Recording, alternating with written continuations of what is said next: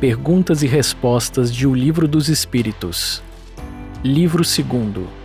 Mundo Espírita ou dos Espíritos. Pluralidade das existências. Da reencarnação. Pergunta número 166. A alma que não alcançou a perfeição na vida corpórea, como acaba de depurar-se? Suportando a prova de uma nova existência. Como a alma realiza essa nova existência? É por sua transformação como espírito? Depurando-se, a alma sofre sem dúvida uma transformação, mas para isso lhe é necessária a prova da vida material. A alma passa, pois, por várias existências corporais? Sim, todos nós passamos por várias existências físicas. Os que dizem o contrário pretendem manter-vos na ignorância em que eles próprios se encontram. Esse é o seu desejo. Parece resultar desse princípio que a alma, depois de deixar um corpo, toma outro, ou então, ela se reencarna em um novo corpo. É assim que se deve entender? É evidente? Pergunta número 167. Qual é o objetivo da reencarnação? Expiação, aprimoramento progressivo da humanidade, sem o que onde estaria a justiça? Pergunta número 168. O número de existências corporais é limitado ou o espírito se reencarna perpetuamente? A cada nova existência, o espírito dá um passo no caminho do progresso. Quando se despojou de todas as suas impurezas, não tem mais necessidade das provas da vida corporal. Pergunta número 169. O número de encarnações é o mesmo para todos os espíritos? Não. Aquele que caminha depressa se poupa das provas. Todavia, as encarnações sucessivas são sempre muito numerosas, porque o progresso é quase infinito. Pergunta número 170. Em que se transforma o espírito depois de sua última encarnação? Espírito bem-aventurado, é um espírito puro. Justiça da reencarnação. Pergunta número 171. Sobre o que está baseado o dogma da reencarnação? Sobre a justiça de Deus e a revelação, pois, repetimos sempre, um bom pai deixa sempre aos seus filhos uma porta aberta ao arrependimento. Não lhe diz a razão que seria injusto privar para sempre da felicidade eterna todos aqueles cujo progresso não dependeu deles mesmos? Não são todos os homens filhos de Deus? Somente entre os egoístas se encontram a iniquidade, o ódio implacável e os castigos sem perdão. Todos os espíritos tendem à perfeição, e Deus lhes fornece os meios pelas provas da vida corpórea. Mas, em sua justiça, faculta-lhes realizarem novas existências o que não puderam fazer ou concluir numa primeira prova.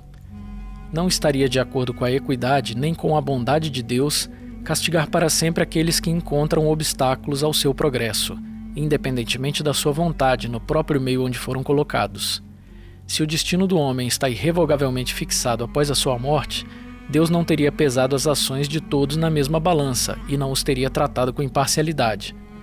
A doutrina da reencarnação, isto é, aquela que admite para os homens várias existências sucessivas, é a única que responde à ideia que fazemos da justiça de Deus em relação aos homens colocados em uma condição moral inferior, a única que nos explica o futuro e fundamenta nossas esperanças, pois que nos oferece o meio de resgatar nossos erros através de novas provas. A razão indica essa doutrina e os espíritos nola ensinam. O homem, consciente da sua inferioridade, tem na doutrina da reencarnação uma esperança consoladora. Se acredita na justiça de Deus, não pode esperar, por toda a eternidade, estar em pé de igualdade com aqueles que agiram melhor do que ele. O pensamento de que essa inferioridade não o deserdará para sempre do bem supremo e que ele poderá superá-la por meio de novos esforços, sustenta-o e lhe reanima a coragem. Qual é aquele que, no fim do seu caminho, não lamenta ter adquirido muito tarde uma experiência que não pode mais aproveitar? Essa experiência tardia não ficará perdida, ele a aproveitará numa nova existência. Encarnação nos diferentes mundos. Pergunta número 172. Nossas diferentes existências corporais se passam todas sobre a Terra? Não, não todas, mas nos diferentes mundos. A que passamos neste globo não é a primeira, nem a última, e é uma das mais materiais e das mais distanciadas da perfeição. Pergunta número 173. A alma, a cada nova existência corporal, passa de um mundo a outro ou pode viver várias vezes sobre o mesmo globo? Pode reviver muitas vezes sobre o mesmo globo se não é bastante avançada para passar para um mundo superior. Assim podemos reaparecer várias vezes sobre a Terra? Certamente. Podemos voltar a ela depois de termos vivido em outros mundos? Seguramente. Já vivestes em outros mundos e sobre a Terra. Pergunta número 174. Voltar a habitar a Terra é uma necessidade? Não, mas se não progredistes, podereis ir para outro mundo que não seja melhor e que pode ser pior. Pergunta número 175. Existe alguma vantagem em voltar a habitar sobre a Terra? Nenhuma vantagem particular, a menos que seja em missão. Neste caso, se progride aí como em outro mundo. Não seria melhor permanecer como espírito? Não. Estacionar-se-ia e o que se quer é avançar para Deus. Pergunta número 176. Os espíritos, depois de terem encarnado em outros mundos, podem encarnar neste sem jamais terem passado por aqui? Sim, como vós em outros mundos. Todos os mundos são solidários. O que não se faz num, pode se fazer noutro. Há homens que estão sobre a Terra pela primeira vez? Há muitos e em diversos graus. Pode-se reconhecer por um sinal qualquer quando um espírito está pela primeira vez na Terra? Nenhuma utilidade teria isso. Pergunta número 177. Para alcançar a perfeição e o bem supremo, o objetivo final de todos os homens, o espírito deve passar por todos os mundos que existem no universo? Não, pois há muitos mundos que estão no mesmo nível e onde o espírito não aprenderia nada de novo.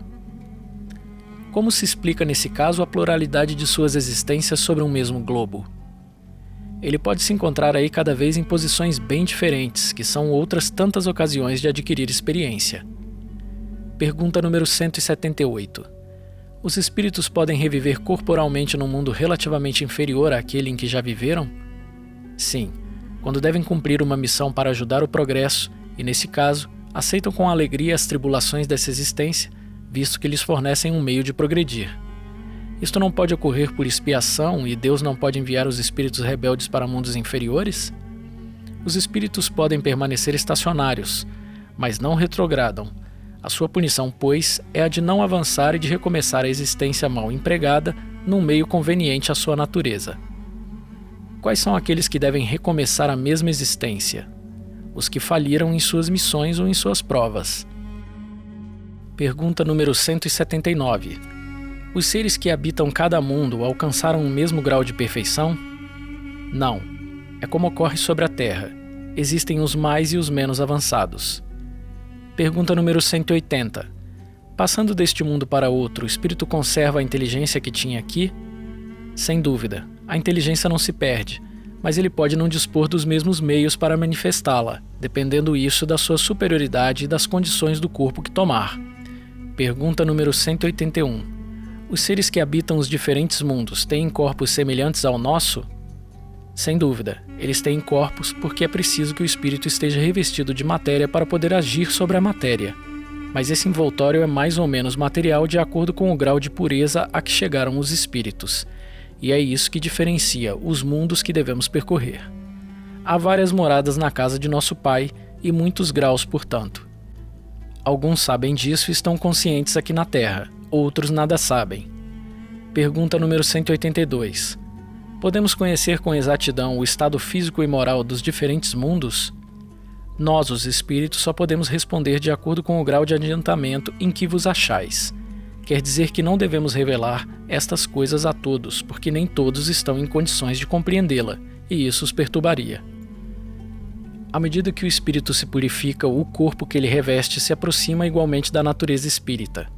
A matéria é menos densa, não rastejam mais penosamente na superfície do solo, as necessidades físicas são menos grosseiras, os seres vivos não têm mais necessidade de se entredevorarem para se nutrir. O espírito é mais livre e tem, para as coisas distantes, percepções que nos são desconhecidas. Vê pelos olhos do corpo o que vemos apenas pelo pensamento. A purificação dos espíritos se reflete na perfeição moral dos seres que estão encarnados. As paixões animais enfraquecem e o egoísmo cede lugar ao sentimento de fraternidade. É assim que nos mundos superiores à Terra as guerras são desconhecidas, os ódios e as discórdias não têm motivo, visto que ninguém se preocupa em causar dano ao seu semelhante. A intuição que seus habitantes têm do futuro A segurança que lhes dá uma consciência isenta de remorsos fazem com que a morte não lhes cause nenhuma apreensão. Recebem-na sem medo, como uma simples transformação. A duração da vida nos diferentes mundos parece ser proporcional ao grau de superioridade física e moral desses mundos. E isto é perfeitamente racional. Quanto menos o corpo é material, menos está sujeito às vicissitudes que o desorganizam. Quanto mais puro o espírito, menos paixões para destruí-lo. É esse um auxílio da providência que deseja abreviar os sofrimentos. Pergunta número 183. Passando de um mundo a outro, o espírito passa por uma nova infância? A infância é, em toda parte, uma transição necessária, porém não é em toda parte assim, precária como entre vós. Pergunta número 184. O espírito pode escolher o novo mundo que vai habitar? Nem sempre, mas pode pedir e, se tiver méritos, pode ser atendido, pois os mundos são acessíveis aos espíritos de acordo com seu grau de elevação. Se o espírito nada pede, o que determina o mundo em que deve se reencarnar? O grau de sua elevação. Pergunta número 185. As condições físicas e morais dos seres vivos em cada globo são sempre as mesmas, perpetuamente? Não. Os mundos também são submetidos à lei do progresso. Todos começaram como o vosso, por um estado inferior, e a própria Terra suportará uma transformação semelhante, tornar-se-á um paraíso terrestre quando os homens se tornarem bons. É assim que as raças que povoam hoje a Terra desaparecerão um dia e serão substituídas por seres cada vez mais perfeitos. Essas raças transformadas sucederão às atuais, como estas sucederam às outras mais atrasadas. Pergunta número 186. Há mundos onde o espírito, cessando de habitar corpos materiais, só tenha por envoltório o perispírito? Sim, e esse próprio envoltório se torna tão etéreo que para vós é como se não existisse. É o estado dos espíritos puros. Resulta daí, ao que parece, que não há uma demarcação definida entre o estado das últimas encarnações e aquele dos espíritos puros? Essa demarcação não existe. A diferença, que se desfaz pouco a pouco, torna-se imperceptível, como a noite que se desfaz aos primeiros clarões do dia. Pergunta número 187. A substância do perispírito é a mesma em todos os mundos? Não. Ela é mais ou menos etérea. Passando de um mundo para outro, o espírito se reveste da matéria própria de cada um, com mais rapidez que um relâmpago. Pergunta número 188. Os espíritos puros habitam mundos especiais ou estão no espaço universal sem estarem mais ligados a um mundo que a outro? Os espíritos puros habitam certos mundos, mas não estão confinados neles como os homens sobre a Terra. Eles podem melhor que os outros estar por toda parte. Transmigração progressiva. Pergunta número 189. Desde o princípio de sua formação, goza o espírito da plenitude de suas faculdades? Não, porque o espírito como homem tem a sua infância. Em sua origem, os espíritos não têm mais que uma existência instintiva e possuem apenas a consciência de si mesmos e de seus atos. Não é senão pouco a pouco que a inteligência se desenvolve. Pergunta número 190. Qual é o estado da alma em sua primeira encarnação? O estado da infância na existência corpórea. Sua inteligência apenas desabrocha, ela se ensaia para a vida. Pergunta número 191. As almas dos nossos selvagens são almas em estado de infância? Infância é relativa, mas são almas que já progrediram, pois têm paixões. As paixões são, pois, um sinal de desenvolvimento? De desenvolvimento sim, mas não de perfeição.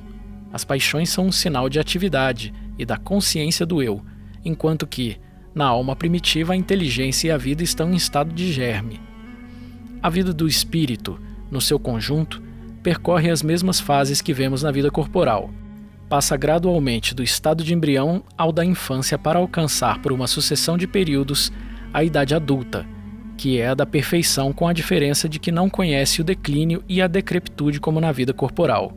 Que essa vida, que teve começo, não terá fim, que é preciso um tempo imenso, no nosso ponto de vista, para passar da infância espírita a um desenvolvimento completo, e seu progresso se realiza não sobre uma só esfera, mas passando por mundos diversos. A vida do espírito se compõe, assim, de uma série de existências corporais, sendo cada uma, para ele, uma oportunidade de progresso, da mesma forma que cada existência corporal se compõe de uma série de dias, em cada um dos quais o homem adquire um acréscimo de experiências e de instrução. Todavia, da mesma forma que na vida do homem existem dias que não produzem fruto, na vida do espírito a existências corporais sem nenhum resultado, porque ele não soube aproveitar. Pergunta número 192. Pode-se desde esta vida, por uma conduta perfeita, superar todos os graus e tornar-se espírito puro sem passar pelos graus intermediários? Não, pois o que o homem acredita ser perfeito está longe da perfeição. Há qualidades que lhe são desconhecidas e que não pode compreender. Ele pode ser tão perfeito quanto a permita a sua natureza terrestre, mas isso não é a perfeição absoluta. Uma criança, por precoce que seja, deve passar pela juventude antes de atingir a idade madura. Da mesma forma também, o doente passa pelo estado de convalescença antes de recuperar toda a saúde. Aliás, o espírito deve avançar em ciência e em moralidade, e se ele não progride senão num sentido, é necessário que progrida também no outro, para alcançar o alto da escala. Todavia, quanto mais o homem avança na sua vida atual, menos as provas seguintes são longas e penosas. Pode o homem ao menos assegurar nesta vida uma existência futura menos cheia de amarguras? Sim, sem dúvida, pode abreviar a extensão e as dificuldades do caminho. Só o negligente se encontra sempre na mesma situação. Pergunta número 193. Um homem, em suas novas existências, pode descer mais baixo que na atual? Como posição social, sim. Como espírito, não. Pergunta número 194. A alma de um homem de bem pode, numa nova encarnação, animar o corpo de um homem perverso? Não, visto que ela não pode degenerar. A alma de um homem perverso pode vir a ser a de um homem de bem? Sim, se arrependeu, e isso então é uma recompensa. A marcha dos espíritos é progressiva, jamais retrógrada. Eles se elevam gradualmente na hierarquia e não descem da categoria que já alcançaram. Nas suas diferentes existências corporais podem descer como homens, mas não como espíritos. Assim, a alma de um potentado da terra pode, mais tarde, animar o mais modesto artesão e vice-versa, porque as posições entre os homens frequentemente estão na razão inversa da elevação dos sentimentos morais. Herodes era rei, Jesus carpinteiro. Pergunta número 195. A possibilidade de melhorar-se numa outra existência não pode conduzir certas pessoas a perseverarem no mau caminho com a ideia de que poderão sempre corrigir-se mais tarde? Aquele que pensa assim não crê em nada, e a ideia de um castigo eterno não o deteria mais, porque a sua razão a repele e essa ideia conduz à incredulidade sobre todas as coisas. Se houvesse empregado apenas meios racionais para conduzir os homens, não haveria tantos céticos. Um espírito imperfeito pode, com efeito, pensar durante sua existência corporal, como dizes, mas, uma vez desligado da matéria, ele pensará de outra forma, pois perceberá que fez cálculo errado e é então que trará um sentimento contrário em uma nova existência. É assim que se realiza o progresso e é por essa razão que na Terra existem homens uns mais adiantados do que outros. Alguns já têm experiências que outros não conhecem ainda, mas que adquirirão pouco a pouco. Depende de cada um apressar seu progresso ou atrasar-se indefinidamente. O homem que ocupa uma posição má deseja trocá-la o mais depressa possível.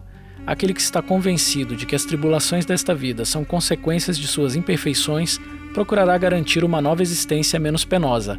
Esta ideia o desviará mais depressa do caminho do mal que a ideia do fogo eterno no qual não acredita.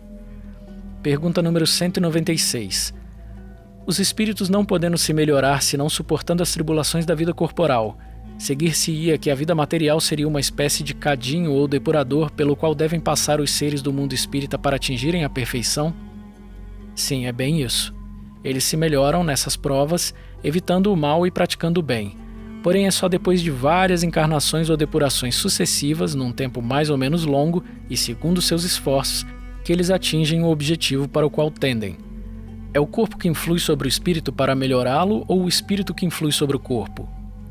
Teu espírito é tudo, teu corpo é uma veste que apodrece, eis tudo.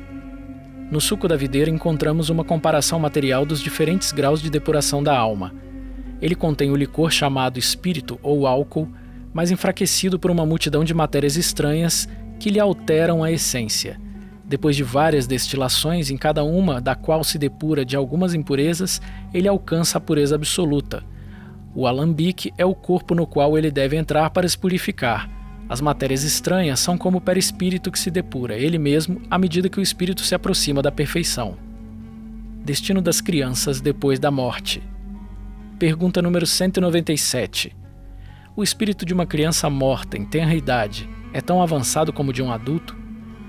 Algumas vezes muito mais, porque pode ter vivido mais e adquirido maior soma de experiência, sobretudo se progrediu. O espírito de uma criança pode, assim, ser mais adiantado do que seu pai? Isto é muito frequente.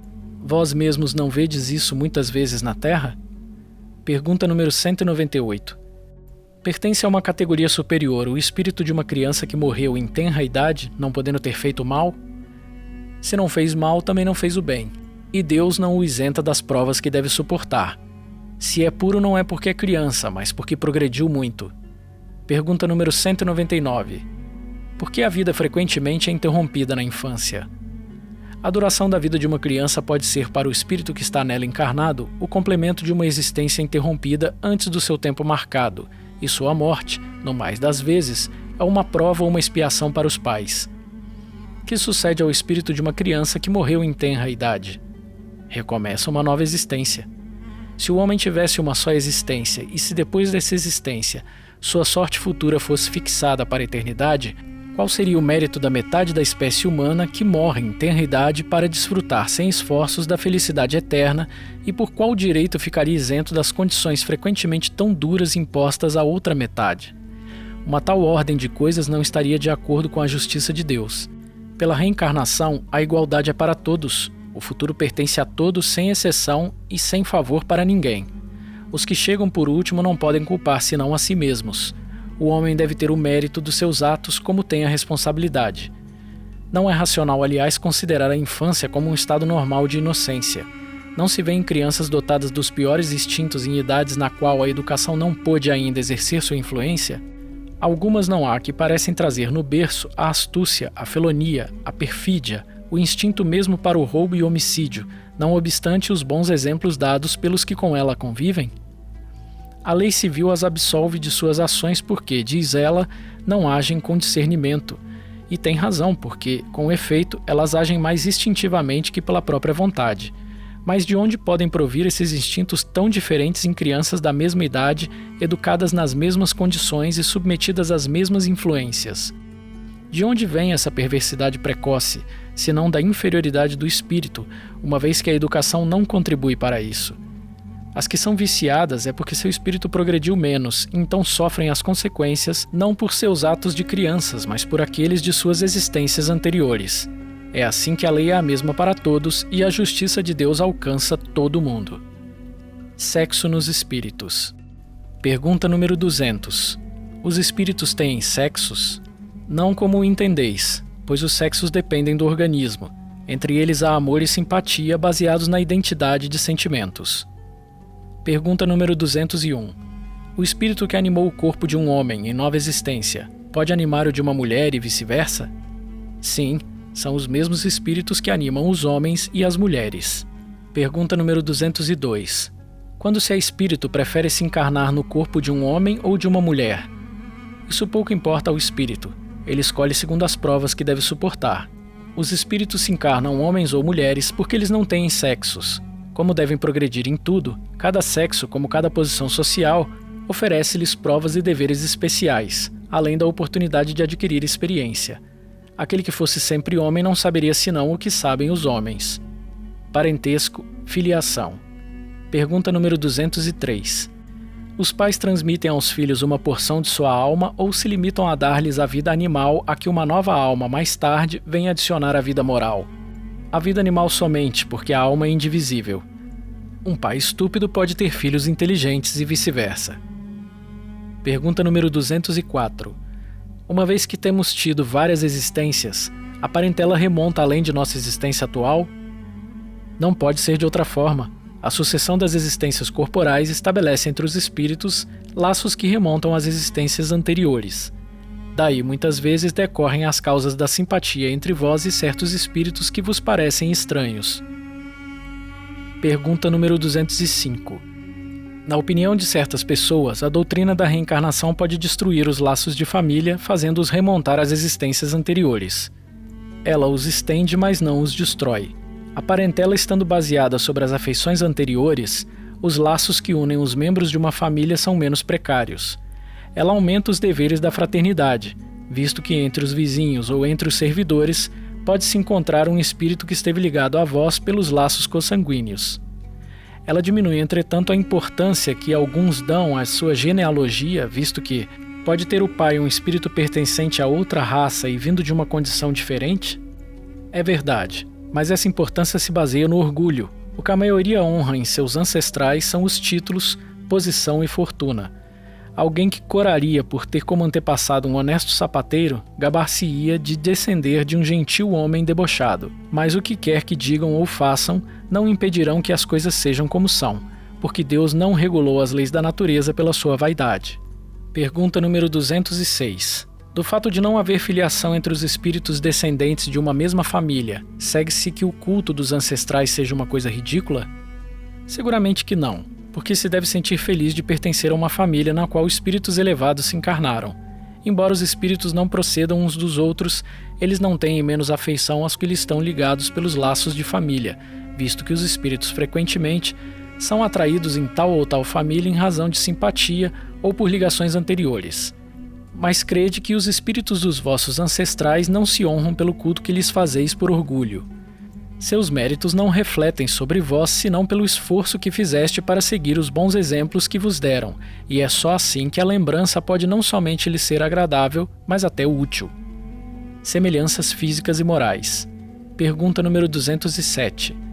Os pais transmitem frequentemente aos filhos uma semelhança física. Transmitem também uma semelhança moral? Não, uma vez que têm alma ou espírito diferentes. O corpo procede do corpo, mas o espírito não procede do espírito. Entre os descendentes das raças não há senão consanguinidade. De onde provêm as semelhanças morais que existem algumas vezes entre pais e filhos? São espíritos simpáticos, atraídos pela semelhança de suas tendências. Pergunta número 208. Os espíritos dos pais não exercem influência sobre o do filho depois do nascimento? Uma influência muito grande. Como dissemos, os espíritos devem concorrer para o progresso uns dos outros. Muito bem, os espíritos dos pais têm por missão desenvolver os dos seus filhos pela educação. É para eles uma tarefa. Se falharem, serão culpados. Pergunta número 209.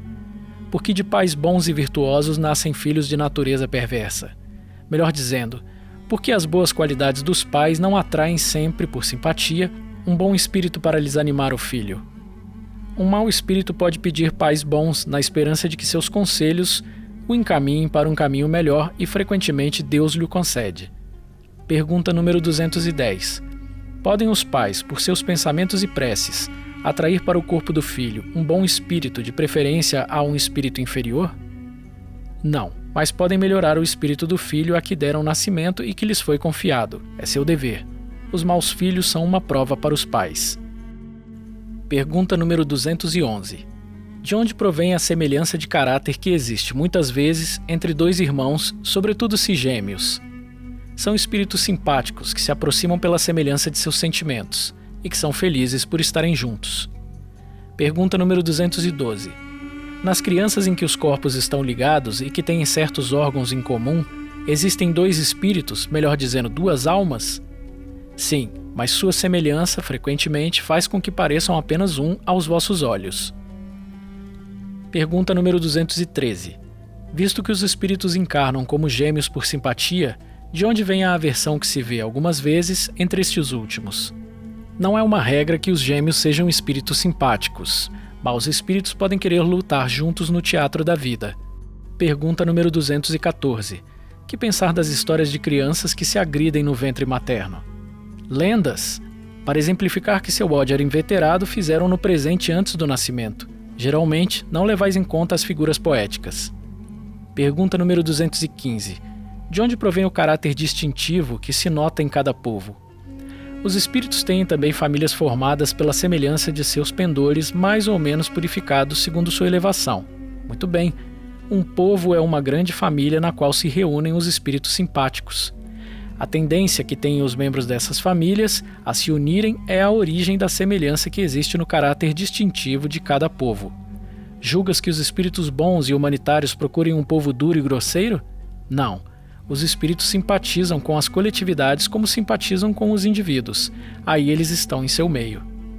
Pergunta número 216. O homem conserva em suas novas existências os traços do caráter moral de suas existências anteriores? Sim, isso pode acontecer. Mas em se melhorando ele muda. Sua posição social pode também não ser a mesma. Se de senhor passa a escravo, seus gostos serão diferentes e terias dificuldades em reconhecê-lo. Sendo o mesmo espírito nas diversas encarnações, suas manifestações podem ter, de uma a outra, certas analogias, modificadas, todavia, pelos costumes de sua nova posição, até que um aperfeiçoamento notável venha a mudar completamente seu caráter. De orgulhoso e mau, pode tornar-se humilde e humano se se arrependeu. Pergunta número 217. O homem em suas diferentes encarnações conserva os traços do caráter físico das existências anteriores? O novo corpo nenhuma relação tem com o antigo, que está destruído. Entretanto, o espírito se reflete sobre o corpo. Sem dúvida, o corpo não é mais que matéria, mas, malgrado isso, ele é modelado pela capacidade do espírito, que lhe imprime um certo caráter principalmente sobre o rosto, e é com fundamento que se designam os olhos como espelho da alma. Quer dizer que o rosto, mais particularmente, reflete a alma. Por isso, uma pessoa excessivamente feia, quando nela habita um espírito bom, criterioso e humano, tem alguma coisa que agrada, ao passo que existem rostos muito belos que nada fazem sentir e pelos quais se tem mesmo repulsa. Poderias crer que só os corpos bem feitos servem de envoltório aos espíritos mais perfeitos, embora encontres todos os dias homens de bem sob aparências disformes? Sem haver uma semelhança pronunciada, a similitude de gostos e de pendores pode, pois, dar o que se chama um ar de família. O corpo que reveste a alma, numa nova encarnação, não tendo nenhuma relação necessária com o corpo que ela deixou, uma vez que pode ele ter tido uma procedência muito diferente, seria absurdo admitir-se uma sucessão de existências com uma semelhança física que não é senão fortuita. Entretanto, as qualidades do espírito modificam muitas vezes os órgãos que servem à sua manifestação e imprimem sobre o rosto e mesmo ao conjunto de maneiras um cunho especial. É assim que, sob um envoltório mais humilde, podem se encontrar expressões de grandeza e de dignidade, enquanto que sob o vestuário de um grande senhor se veem, às vezes, as expressões da baixeza e da ignomínia. Certas pessoas, saídas das posições mais obscuras, adquirem sem esforços os hábitos e as maneiras da alta sociedade. Parece que elas reencontram seu ambiente, ao passo que outras, malgrado seu berço e a sua educação, estão sempre deslocadas nesse meio. Como explicar esse fato, senão como um reflexo do que foi o espírito? Ideias inatas. Pergunta número 218. O espírito encarnado conserva algum traço das percepções que teve e dos conhecimentos que adquiriu nas suas existências anteriores? Resta-lhe uma vaga lembrança, que lhe dá o que se chama de ideias inatas. A teoria das ideias inatas não é, pois, uma quimera? Não. Os conhecimentos adquiridos em cada existência não se perdem. Libertado da matéria, o espírito os conserva. Durante a encarnação ele pode esquecê-los em parte momentaneamente, mas a intuição que deles guarda ajuda o seu adiantamento. Sem isso, deveria sempre recomeçar. O espírito parte, em cada nova existência, do ponto em que chegou na existência anterior. Deve haver, assim, uma grande conexão entre duas existências sucessivas? Nem sempre tão grande como poderia supor, porque as posições frequentemente são bem diferentes e, no intervalo, o espírito pode ter progredido. Pergunta número 219. Qual é a origem das faculdades extraordinárias de indivíduos que, sem estudo prévio, parecem ter a intuição de certos conhecimentos, como as das línguas, o cálculo, etc.? Lembrança do passado, progresso anterior da alma, mas do qual não tem consciência. De onde queres que elas venham? O corpo muda, mas o espírito não muda, embora troque de vestimenta. Pergunta número 220. Em mudando de corpo, podem perder-se certas faculdades intelectuais, deixando-se de ter, por exemplo, o gosto pelas artes? Sim, se conspurcou essa inteligência ou se fez dela mau emprego. Ademais, uma faculdade pode permanecer adormecida durante uma existência, porque o espírito veio para exercitar uma outra que com ela não tem relação. Então, ela fica em estado latente para ressurgir mais tarde. Pergunta número 221. É uma lembrança retrospectiva que o homem deve, mesmo no estado selvagem, o sentimento instintivo da existência de Deus e o pressentimento da vida futura? É uma lembrança que ele conserva daquilo que sabia, como espírito, antes de encarnar. Mas o orgulho sufoca, muitas vezes, esse sentimento. É a essa lembrança que se devem certas crenças relativas à doutrina espírita e que se registram em todos os povos? Esta doutrina é tão antiga quanto o mundo, por isso encontramo-la por toda parte, sendo uma prova de que é verdadeira. O espírito encarnado, conservando a intuição de seu estado como espírito, tem consciência instintiva do mundo invisível, porém, muitas vezes, os preconceitos falseiam essa ideia e a ignorância a mistura com a superstição.